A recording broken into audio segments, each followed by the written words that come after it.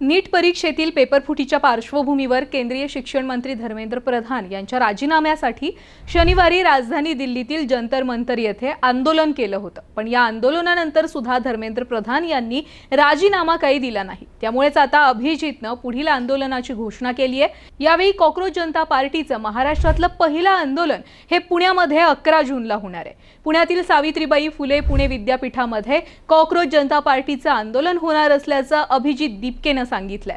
अभिजित दीपके यांनी सोशल मीडियावर खास मराठीमध्ये पोस्ट शेअर करत असं म्हटलंय की भेटूयात पुण्यामध्ये, जय महाराष्ट्र। आता बघा, कॉकरोच जनता पार्टीचं महाराष्ट्रातलं हे पहिलंच आंदोलन असणार आहे। पण विचार करा, हे आंदोलन पुण्यातच का घेतलं गेलं? मुंबईत सुद्धा हे आंदोलन करू शकले असते।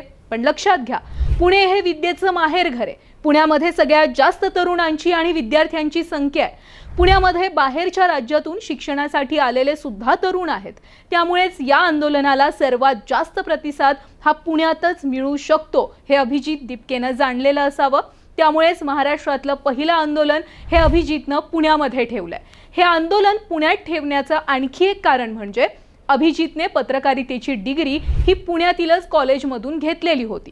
थोडक्यात काय, अभिजितचं आणि पुण्याचं नातं हे जुनं आहे। आता अभिजितने विश्वास ठेवल्याप्रमाणे पुण्यातले तरुण आणि विद्यार्थी कॉकरोच जनता पार्टीच्या आंदोलनाला कितपत प्रतिसाद देतात हे 11 तारखेला म्हणजेच गुरुवारी समजेल।